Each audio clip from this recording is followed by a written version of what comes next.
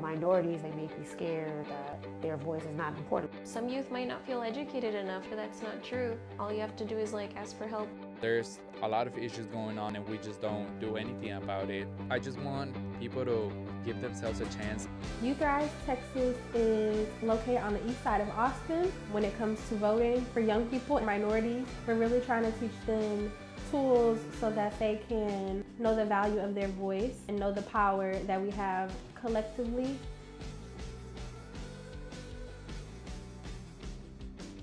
Party at the Polls is a youth-led voter mobilization event. It's happening on the east side of Austin. I think it's super exciting. I love seeing all of my friends going out and getting more excited about things that they care about. Yes, it's gonna be fun. We're gonna have food and games there, a celebration for people, encourage them to vote.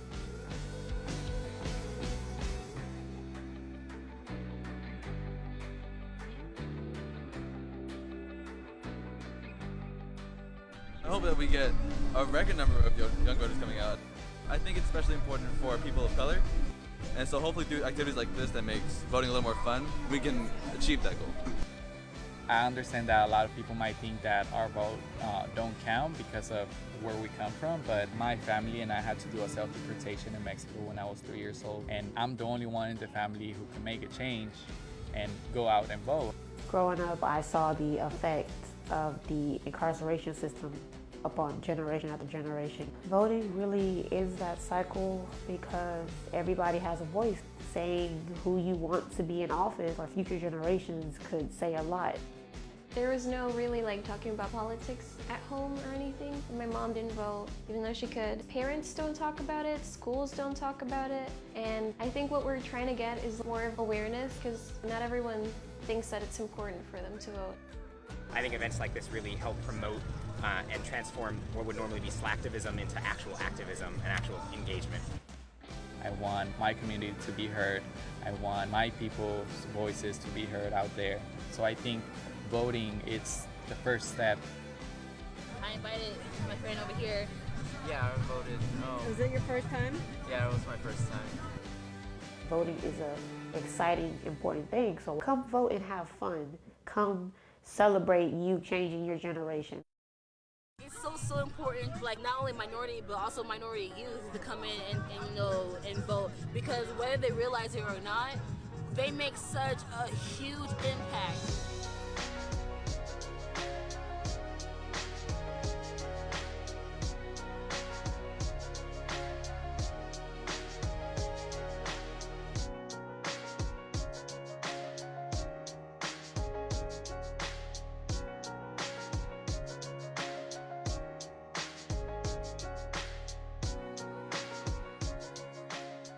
We're becoming less of a minority now, and so we're going to be the ones that live with the consequences of whatever this election and the next elections come with. So I think it's important to put our opinion there because we're going to live with it anyway.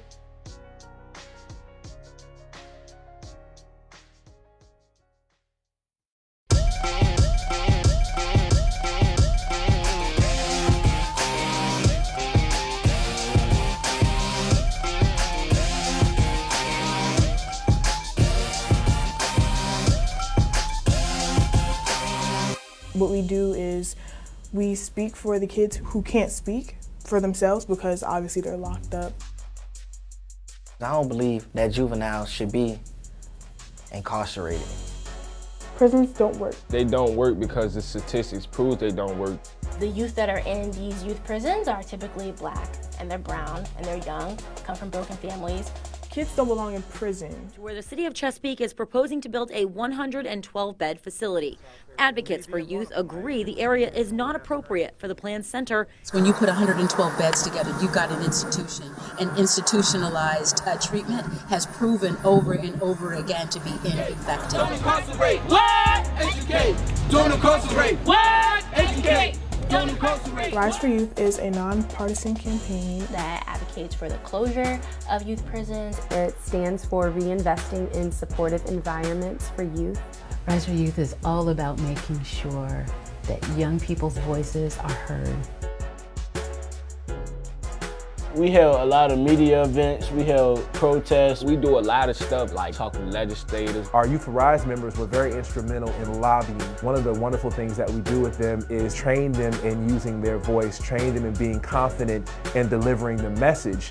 And they were able to go with us to the General Assembly and meet with legislators to share their story and share how they're impacted by their environment and how their environment impacts their decision making. Capital, a small group is asking Governor Northam to reject plans that would put new youth prisons in the Commonwealth. This group gathering at the state capitol to deliver letters and postcards to the governor. We had thousands and thousands of them, like stacks. People from Norfolk did sign it, people from Chesapeake did sign it, people from Richmond did sign it. When we go talk to legislators, we show them the statistics that proves when the youth get incarcerated and get ready to be released, he's most likely to come back. That's how we was able to close Beaumont Correctional Facility. That is a juvenile jail. That was one of the big successes that happened last year. It's getting crazy now because first we shut down Beaumont, now Chesapeake postponing their decision making.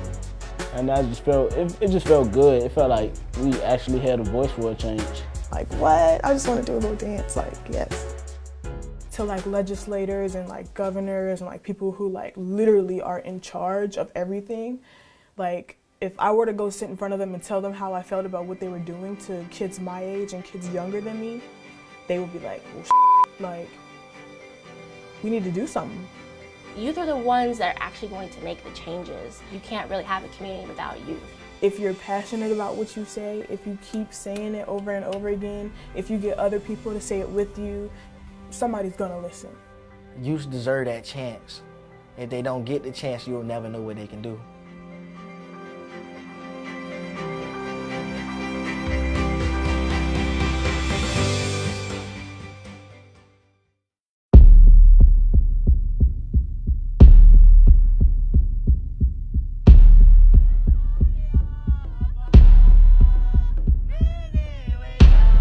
Breaking news as we're on the air tonight, a dramatic final showdown over the Dakota pipeline in North Dakota. In fact, pictures coming in just moments ago, police moving in right there to make their arrests. Standing Rock wasn't a protest, it was a prayer. And that's the thing, is we are protectors, not protesters. Abebite, witathamake, ajaje, witate, henkudeme. Hello, my name is Alethea Phillips. I'm from the Omaha tribe of Nebraska. Going out to Standing Rock and hearing about it and hearing that it's really a youth-led movement and thinking, these other people out here aren't really that much older than I am. And going out there and seeing youth leadership and what that means. And I think everyone there, whether they're youth or they have youth in mind for why we're doing this, is kind of what it really meant, and to kind of look to the younger generation as people who want change and are willing to make change happen. For me, it just really felt like that's where I needed to be. It's what I need to be doing. Youth, I think, see it more as their responsibility to be involved. During that time, I knew I was absolutely going to be, there to the end. And I looked at my dad and I told him, I said, hey, I'm going back over there. And I went back, and I did fully intend to be arrested that day. I am the Executive Director of Native Youth Alliance. Alethea Phillips is the Youth Coordinator and backbone of Native Youth Alliance. So Native Youth Alliance started out as my father's nonprofit organization, and he did several things for a couple of years, working on the Indian Child Welfare Act, setting up teepees on the mall, working in Washington, D.C. But right now we focus on teaching the next generation the culture and the importances, and then also working on things like environmental problems to make sure that, we all have clean air and water to drink.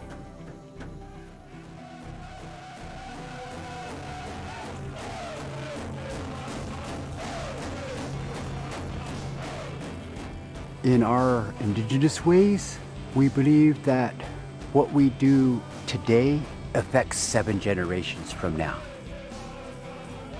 This vision, it's her right to step in here and help lead. So kind of during the breakdown period of Standing Rock,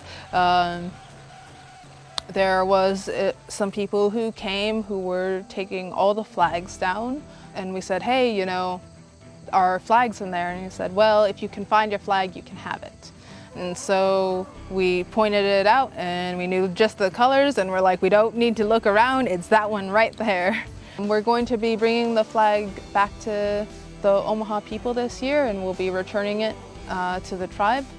And so yeah, we're really hoping that it brings a sense of pride back to the Omaha people. You know, the Omahas are also facing the Keystone XL pipeline, and kind of bringing back that as support there as well. This is going to be our world. It is the unification of the indigenous people from all across the country that is going to make the impact. It is us. And this is the climate, this is the economy, this is the society that we're being brought into. Oho, Liliwange.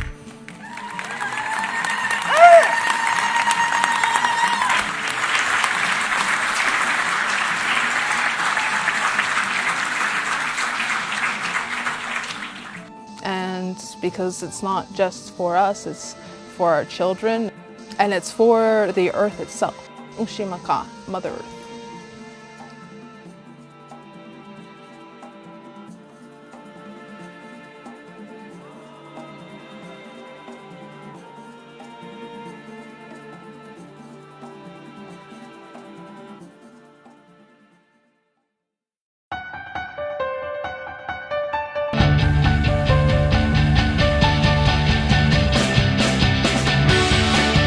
Youth Power Project is a program set up by an organization called Citizen University. Citizen University. It's all these students coming together. Youth across the country. It's the opportunity for us as youth to take advantage of our civic powers. To help us learn our own power. Where power comes from. How we should direct it. That helps give us the tools to get more involved. My name's Ethereal Reyes. I'm 16 years old. I am a young Filipina girl. I'm interested in ending racism as my youth power project. So I've seen it throughout my entire life, and I just personally feel like it's the biggest problem in America. I'm Ashanti. I am 16 years old. At my school, I'm a METCO student, so I've started this Western METCO Scholars. METCO is just minority students that are from the inner city that get taken to the suburbs for better school opportunities and education. We shouldn't feel discouraged from stepping up just because we are minority.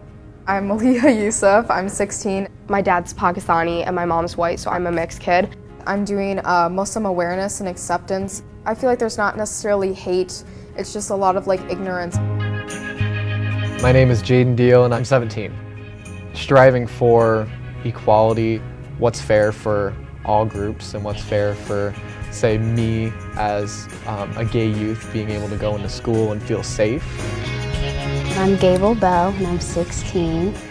I started a drive called Aunt Flo's Drive, which collects pads and tampons and other feminine products for the homeless women in the shelters.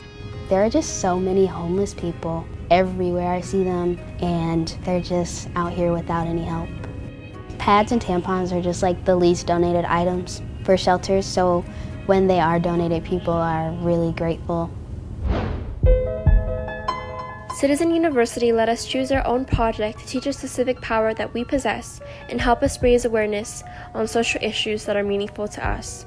And I did this by creating a documentary about colorism and beauty standards. My film is a 10-minute short film. It's a documentary. It's from the narrative of 6 different girls. It talks about their struggles as youth with the ideas of colorism and beauty standards. It's called Success Looks Like Me. So we've been talking with women that are in certain positions, go to the middle schools and like the elementary schools and kind of start to encourage like the younger girls that like it's okay that this is not what's typically seen. Like you can still do this. So we took a less confrontational approach to bullying. We did a positivity campaign. We ordered a bunch of stickers that said safe space. We actually went to a teacher meeting, handed out the stickers and said, if you want students to know that this is a safe place, tape this up to the window outside your door. And the next day, we actually ran out of stickers, so we had to make another order. Our goal was that as long as we were affecting at least one person, then it was a success. What youth can bring to the table is we can collaborate well in hearing out each other and understanding one another from each other's different experiences. My work with the Youth Power Project has taught me that I'm capable of more than I thought I was. If you really believe what you're doing, then anything can be possible. It's helped me realize that I don't need to wait to get an education, to go to college, to do something and to make a difference. Experience is experience, so age doesn't matter or shouldn't validate or invalidate it. There's all these students that have the great potential to become a leader, to be able to exact change. Don't ignore those students.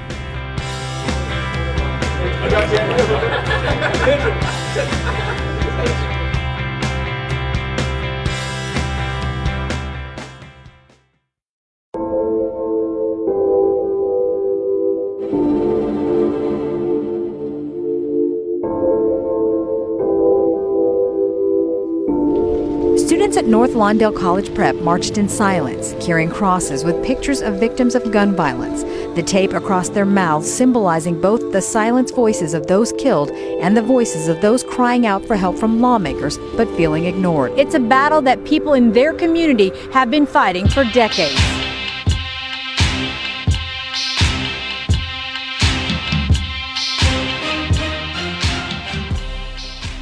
Communities United. Communities United. Communities United is a grassroots organization that goes directly to the community to address these issues that are affecting marginalized people. We work along the lines of public safety, mental health, affordable housing, immigration reform, and education.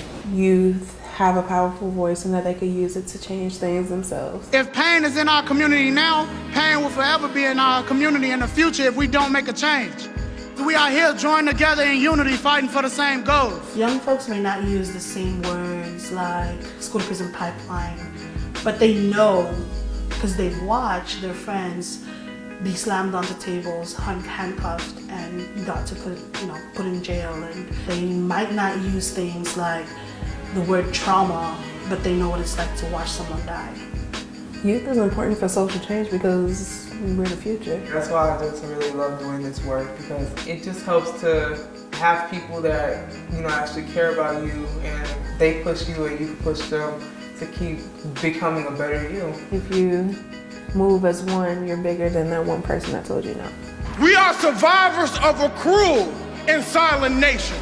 We participated in March for Our Lives. I gave a testimony about my brother. He passed away in February of this year. It was sad what happened in Parkland, and we didn't want that to happen, to anybody in these schools. Nobody should have to go through that. But we also wanted to show that, in Chicago we go through that on a daily basis.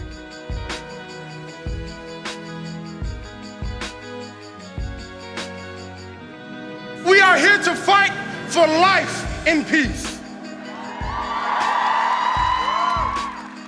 I've lost plenty of people that I've known throughout my whole life.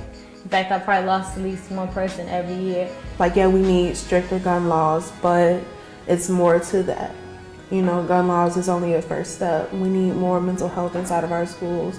We need more jobs for youth. We need better education for students. Youth activism helps you get both by educating you and involving you within the community that you already live in. We are survivors of lack of resources within our schools. We are survivors of social, emotional, and physical harm. Then we will not stop until we are properly resourced in our communities. Today we say no more. As youth must now be the change that we see. Shut down!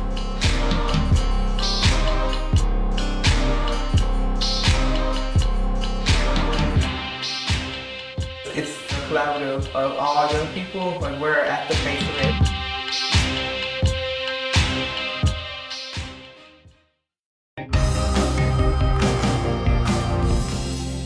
My name is Rogelio Munoz Vargas, and I'm undocumented. To live here in Denver as an immigrant can be very risky. You never know what kind of situations you're going to get yourself into. Trying to apply for college and receiving a letter that says that you cannot be accepted because you don't have a social security number. It's not easy being undocumented and speaking up. You fear what would happen if someone decides to report me to the authorities. Being afraid to being stopped by a police officer or an ICE agent, they just live in fear. It's really heartbreaking for me.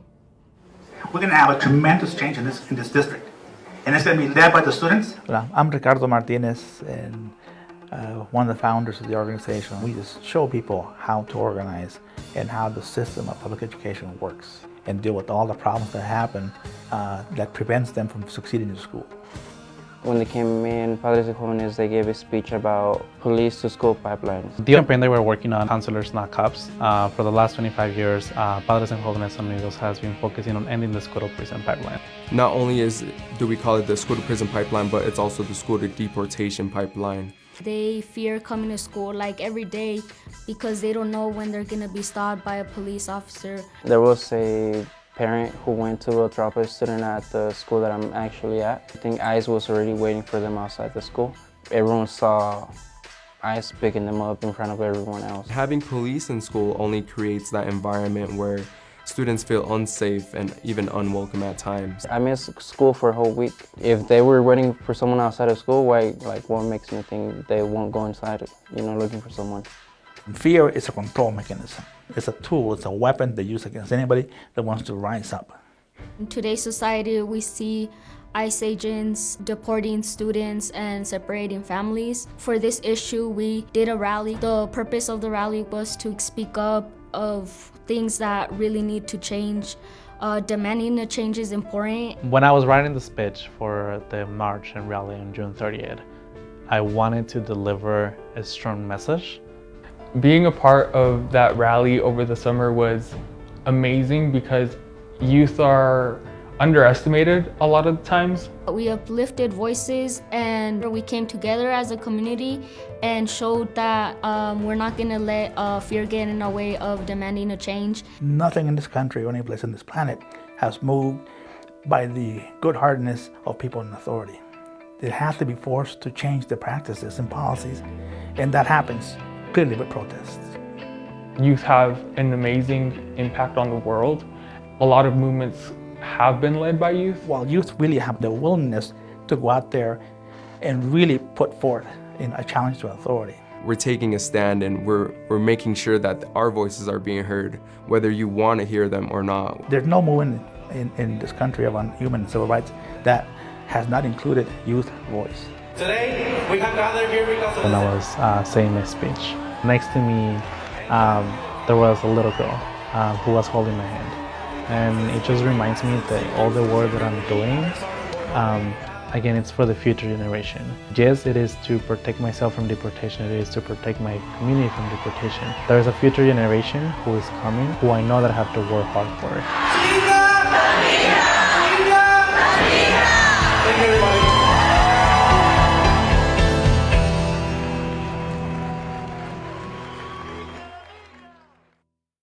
We are Youth vs. Apocalypse. We are a youth-organized environmental justice group out of the Bay Area. We were one of the groups that was present in the confrontation with Senator Feinstein. Youth vs. Apocalypse's main purpose is to bring awareness and to inspire change around the climate crisis. What's up, everybody? I've been involved with Youth vs. Apocalypse ever since it started about 2 years ago. We are youth from all over the Bay Area, and we're youth that are involved with different campaigns trying to, make the earth better. And we work on the Bachman campaign, which is the Bay Area air quality. If it has to do with oil refineries and gas stations. And then we worked on youth versus coal. In Oakland, we're already at such big risk because so many people here have asthma.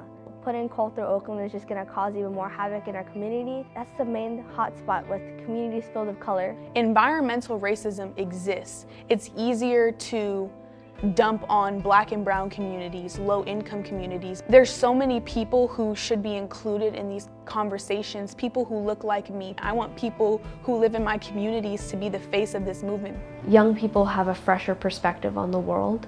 We are able to recognize that climate change is an impending disaster and that we have to do something about it. When California has fires, which happen almost every year because of the effects of climate change, people can't breathe. The sun was red and we couldn't go outside without wearing a mask. And if we didn't wear a mask, we would get a headache. So it was physically impacting us. And so we're doing a youth climate strike. Students from around the world are walking out of their schools to demand political climate action. The adults had their chance to save us, but now we have to take matters into our own hands. Senator Dianne Feinstein gets into a heated discussion with a group of kids in her Bay Area office saying she should support a Green New Deal. Maybe people should listen a little bit. You're supposed to listen to us. That's your, How old are you? job. How old I'm are you? 16. I Well, can't you didn't vote. vote for me. The interaction got very tense. It got very uncomfortable, kind of cringy. I've been doing this for 30 years. I know what I'm doing. Yeah, it was kind of I think a tense exchange, which is why it got viewed so many times. That video was uploaded and it gained millions of views. After we went viral, the pace at which we work has gotten much faster. We have a Zoom call almost every night. In those calls are people who are organizing students from their schools. This new platform that we have is really giving us this new sense of urgency, and we're really coming together as a group. I think we all realize that this attention, it's not something that comes along that easily. This strike is not only local and national, but it's global. Thousands of young people and allies are walking out of schools, out of jobs. Around the world today, they're calling for more action to combat climate change. Because it's on a global scale, there's people in our group who have made flyers specifically for our Bay Area to get it done, so it's spread online so the youth can definitely access it. I've personally never been so involved in an event like this, especially an event of this magnitude. We've had protests where we've had 20 people show up and we were super happy. Now we have something where thousands of people are coming, and globally hundreds of thousands are participating in something that we have our name on. I hope that we get through to some of our representatives and that we get more adults and more people in government talking about what actions do we need to take so that we can secure the future for not just these kids, but kids around the country and around the world. So before we get started, we are youth versus apocalypse. Yeah, woo! To our elected representatives, we say, we will not stop.